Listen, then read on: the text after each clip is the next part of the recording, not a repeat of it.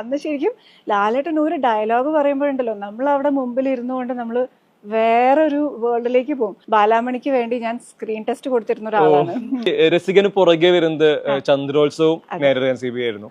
ചന്ദ്രോത്സവത്തിൽ വരുമ്പോൾ എനിക്ക് തോന്നുന്നു പ്രേക്ഷകരെ റെപ്രസെന്റ് ചെയ്യുന്ന നിങ്ങൾ കുറച്ച് കുട്ടികളാണ് സിനിമയില്. എനിക്കതിൽ ഭയങ്കര ഇഷ്ടമുള്ള മൊമെന്റ് ലാലേട്ടൻ ഇരുന്ന് ഈ കഥ പറയുന്ന സമയത്ത് ഞങ്ങൾക്ക് അങ്കിളിന്റെ കഥ കേട്ടാൽ മതി, അങ്കിള് കള്ളം പറയില്ല എന്ന് പറഞ്ഞ് അവിടുന്ന് ലാലേട്ടന്റെ വോയിസ് ലൈക് നരേഷനും എക്സ്റ്റെൻഡ് ടു മുറ്റത്ത് തന്നെ പാട്ടിലോട്ടാണ് പോകുന്നത്. ഈ ചന്ദ്രോത്സവത്തിന്റെ പാർട്ടാവുന്നത് ആ ക്യാരക്ടർ പ്ലേ ചെയ്യുന്നത് എനിക്ക് തോന്നുന്നു ആ കുട്ടികളില് നിങ്ങൾക്ക് രണ്ടുപേർക്കുമാണ് ഇവരൊരു പാസ്റ്റ് മൊമെന്റ്സും കൂടെ വിഷ്വലി കിട്ടാൻ അങ്ങനെ ഒരു മൊമെന്റ് അവിടെ സ്ക്രീനിൽ കിട്ടുന്നത്. ചന്ദ്രോത്സവം ശരിക്കും എങ്ങനെ അവിടെ എത്തുന്നത്?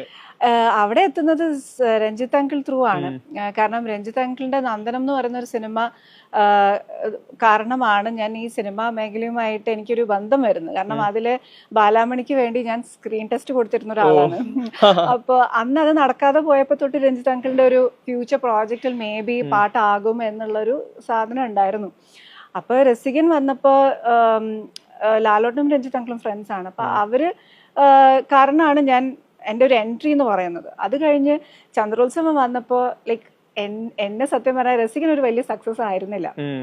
അപ്പോ എനിക്ക് തോന്നുന്നു എപ്പോഴും ഞാൻ രസികൻ കഴിഞ്ഞ ഉടനെ ഞാനൊരു നായികയായിട്ട് ഇനി ഒരു സിനിമ വന്നാലേ ചെയ്യുള്ളൂ എന്ന് വിചാരിച്ചിരുന്നിരുന്നെങ്കിൽ ഒരുപക്ഷെ ഞാൻ ഇന്ന് ഇത്രയും സിനിമകൾ ചെയ്യില്ലായിരിക്കും. അന്ന് രസികൻ കഴിഞ്ഞ ഉടനെ തന്നെ ചന്ദ്രോത്സവത്തിൽ ആ ഒരു ചെറിയ വേഷമാണെങ്കിലും അത് എനിക്ക് ചെയ്യാൻ ആ ഒരു അവസരം തന്നതും ഞാൻ ആ സോങ്ങിലൂടെ ആളുകൾക്ക് ഞാൻ ഫെമിലർ ആയതും ഒക്കെ ഇവരുടെ ഒക്കെ ഒരു എന്താ പറയാ ഒരു ഹെൽപ്പ് കൊണ്ട് തന്നെയാണ്. അപ്പം ചന്ദ്രോത്സവത്തിൽ ഇങ്ങനെ ഒരു വേഷം വന്നപ്പോ മീനയുടെ കുട്ടിക്കാലം ചെയ്യാൻ പറ്റാല് ലാലേട്ടന്റെ കൂടെ ഒരു സിനിമ അത് ഞാൻ ഒരിക്കലും വിചാരിക്കുന്നില്ല. ഏറ്റവും രസമുള്ള ഫ്രെയിമാണ് ഈ നാലുകെട്ടില് വെള്ളത്തിൽ കാലിട്ട് അത് ഭയങ്കര ലൈക്ക് ഇപ്പൊ ആലോചിക്കുമ്പോ അത് അന്ന് ശരിക്കും ലാലേട്ടൻ ഒരു ഡയലോഗ് പറയുമ്പോഴുണ്ടല്ലോ നമ്മൾ അവിടെ മുമ്പിൽ ഇരുന്നുകൊണ്ട് നമ്മള് വേറൊരു വേൾഡിലേക്ക് പോകും. അപ്പൊ ആസ് എ ബിഗിനർ ഞാനും ആയാലും ജയകൃഷ്ണനാണ് എന്റെ കൂടെ ഉള്ളത്.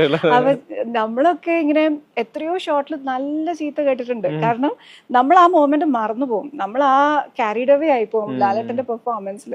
അപ്പം അതൊക്കെ വളരെ ചെറിയ ചെറിയ ലേണിംഗ് എക്സ്പീരിയൻസസ് ആയിരുന്നു. പിന്നീട് തിരിഞ്ഞു നോക്കുമ്പോൾ അത്തരം ചെയ്തിട്ടുള്ള ചെറിയ വേഷങ്ങളൊക്കെയും ഒരുപാട് ഹെൽപ്പ് ചെയ്തിട്ടുണ്ട്. ലൈക്ക് നമ്മൾ വേറെ ക്യാരക്ടേഴ്സ് ചെയ്യുമ്പോഴൊക്കെ ആ ചെയ്തിരുന്ന കാര്യങ്ങളൊക്കെ കാരണം തന്നെയാണ് പലതും. ഈ ക്യാരക്ടർ പ്ലേ ചെയ്തുകൊണ്ട് ഏറ്റവും കൂടുതൽ യൂസ്ഫുൾ ആയി എനിക്ക് തോന്നുന്നു തിരക്കഥയിലെ ക്യാരക്ടറിനാണ്. ഏതോ ഒരു ആംഗിൾ ഇവരൊരു വീട്ടിൽ നിന്ന് വരുന്നവരെ പോലെ നമുക്ക് തോന്നിയിട്ടുണ്ട്. ആക്ച്വലി ഞാൻ അങ്ങനെ ഇതുവരെ ചിന്തിച്ചിട്ടില്ല. ശരിയാണ്. ഇവർ അറ്റേറ് മുതൽ ഇവരായിരിക്കുന്ന സ്പേസ് സംസാര രീതികളിലെല്ലാം എങ്ങനെ രഞ്ജിത്ത് എഴുത്തിലും അതിന്റെ ഒരു റിസംബ്ലൻസ് ഉണ്ടാവും. തീർച്ചയായിട്ടും അങ്ങനെ ഒരു റിസംബ്ലൻസ് ഇപ്പൊ പറയുമ്പോ എനിക്കും തോന്നുന്നുണ്ട്. ശരിയാണ്. അതെ.